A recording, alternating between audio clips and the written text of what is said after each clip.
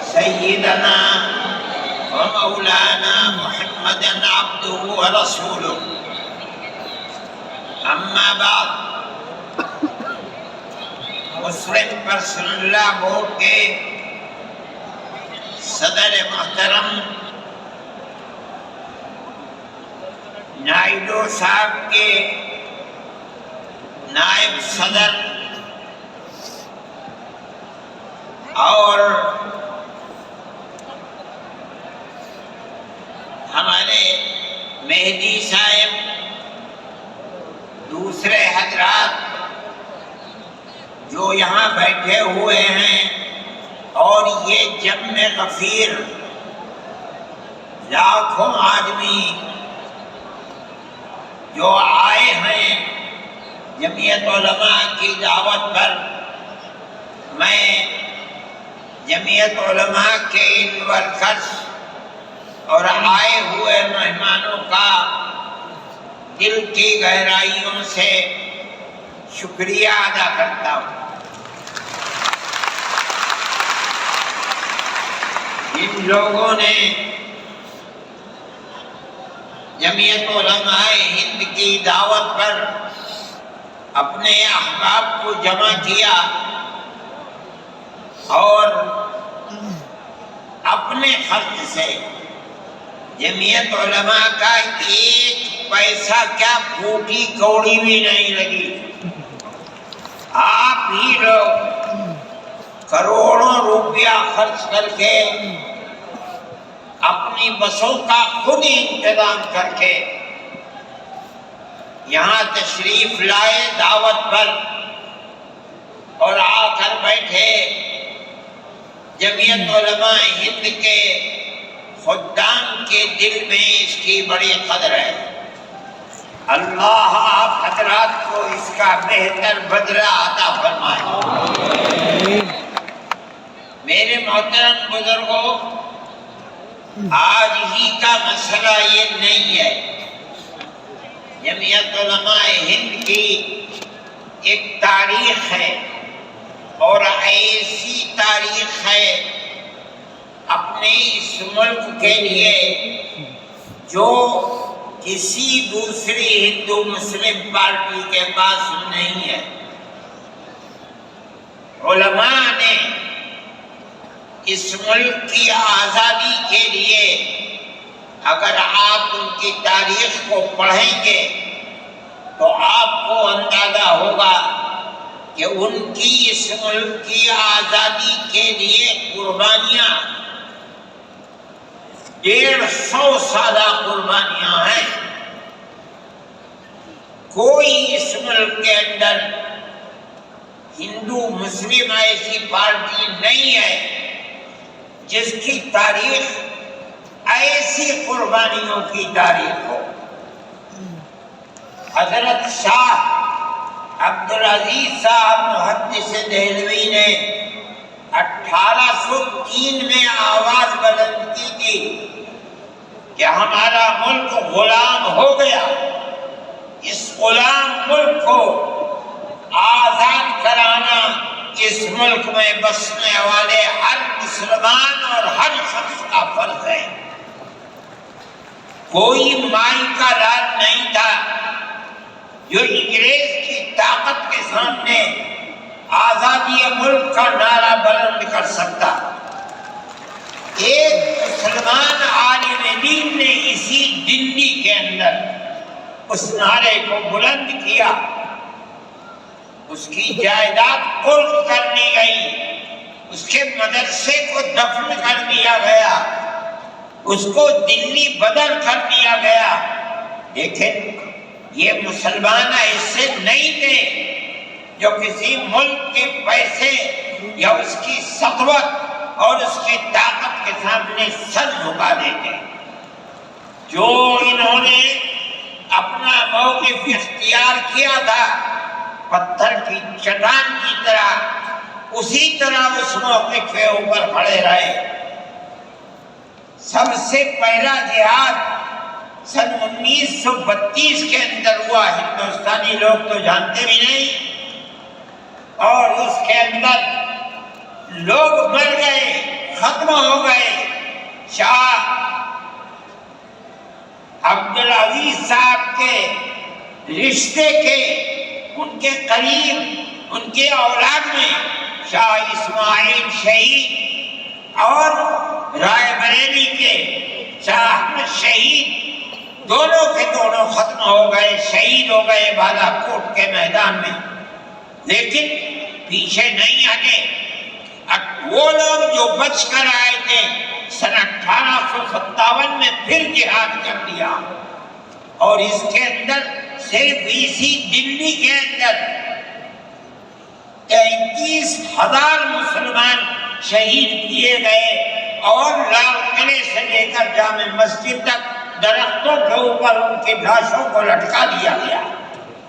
یہ مسلمان کی تاریخ ہے، علماء کی تاریخ ہے. بتائیں کون ہے جس کی زندگی کے اندر یہ تاریخ مل سکتی ہے؟ میں کہتا ہوں، لاکھوں آدمی کے سامنے کہتا ہوں، کوئی مائی کا لال ہے جس نے اس ملک کی اس طرح خدمت کی ہو جس طرح مسلمان علماء نے خدمت کی ہے. جمعیت علماء انہی مجاہدین کی بنائی ہوئی جماعت ہے.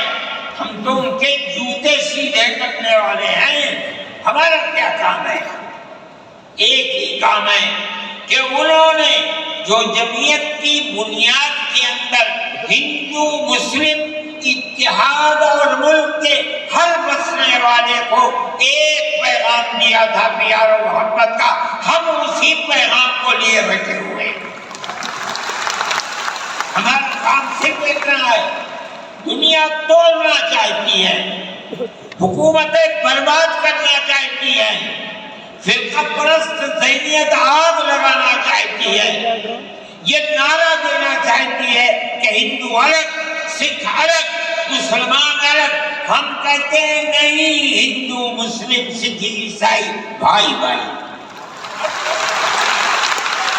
یہ ہمارا پیغام نہیں ہے، ان بزرگوں کا پیغام ہے جنہوں نے پھانسیوں کے تختوں کو چوما، اپنے اس ملک کے لیے چوما ہے، اس کی آزادی کے لیے چوما ہے. اس ملک کے اندر یگانگت اتحاد جس کو آج آگ لگایا جا رہا ہے، ہمارے بزرگوں نے اسی اتحاد کے لیے اپنی قیمتی جانوں کو قربان کیا ہے، اور ان کا مقصد یہ تھا کہ ملک آزاد ہو جائے. حکومت ایسی بننی چاہیے جو حکومت سیکولر حکومت ہو، کسی کا حق نہ جائے. کانگریس اس لیے نہیں بنی تھی، یہ 1803 کی آواز ہے کہ ملک غلام ہو گیا، جہاد کرنا فرض ہے. کانگریس کا تو وجود بھی نہیں تھا. کانگریس تو 28 دسمبر 1985 کو بنی ہے، اور اس کا پہلا اجلاس بمبئی کے اندر ہوا ہے. آپ لوگ سمجھیں اس کو، کانگریس ملک کو آزاد کرانے کے لیے نہیں بنی تھی. کانگریس کی تجویز موجود ہے. وہ کہتے ہیں کہ ہندو مسلم ملک کے بسنے والوں کی اس جنگ و جدال سے دو جہاد، سن 32 کا 1857 کا، اس جہاد کے نتیجے میں جو برطانیہ کی حکومت اور ہندوستان کی حکومت میں دوری پیدا ہو گئی ہے، کانگریس کا مقصد تھا کہ اس دوری کو ختم کر دیا جائے، ملک کو اپنے گردن سے زنجیر غلامی کی نکال کر توڑ دیا جائے. کانگریس کا مقصد نہیں تھا. میں آپ سے کہتا ہوں یہ بات ہے، اور کانگریس کی تجویز میں موجود ہے، کوئی اس کی تردید نہیں کر سکتا. کسی نے حضرت گنگوہی رحمت اللہ علیہ سے پوچھا کہ ایک جماعت بنی ہے جو ہندوؤں نے بنائی ہے انگریز کے ساتھ مل کر، کیا مسلمان اس جماعت میں شریک ہو سکتا ہے؟ حضرت حضرت نے فتویٰ دیا اور یہ کہا کہ جس طرح اپنے کاروبار میں ہندو مسلمان شریک ہو سکتا ہے، اسی طرح اس پارٹی کے اندر بھی ہندو مسلمان شریک ہو سکتا ہے، بشرطے کہ دین کو کوئی نقصان نہ پہنچے۔ اس فتوے کا نام ہے نصرت الابرار، جو پرانی مکتبے ہیں، لائبریریاں ہیں، یہ آج بھی وہاں موجود ہے۔ یہ صرف فتویٰ نہیں ہے، یہ اس لیے ہے کہ یہ اشارہ ہے کہ مسلمانوں کو کانگریس کے ساتھ شریک ہونا چاہیے اور کانگریس کے اس نظریے کو بدلنا چاہیے۔ کانگریس کے اندر مستقل غلامی کی زنجیر کو توڑنے کے لیے اور انگریز کے ساتھ جہاد کرنے کے لیے تیار کرنا چاہیے۔ مسلمان جوخ در جوخ اس کے اندر شریک ہوئے، کانگریس کے اس نظریے کو بدل دیا اور کانگریس کو ملک کی آزادی کے لیے کھڑا کر دیا۔ یہ مسلمان کا، علماء کا، جمعیت علماء کا کردار ہے۔ کوئی مانے نہ مانے، تاریخ میں لکھی ہوئی چیزیں ہیں۔ ہم سے پوچھیں، ہم وہ تاریخ کی لکھی ہوئی چیزیں دیں گے؟ ہماری تاریخ کو مٹا دیا گیا۔ وہ طبقہ جو آج ملک کے اندر اسلام اور مسلمانوں کو دفن کرنا چاہتا ہے، وہ ہماری تاریخ کو دفن کرنے کے اندر کامیاب ہو گیا۔ مگر ہم کہتے ہیں کہ ہماری تاریخ ہے۔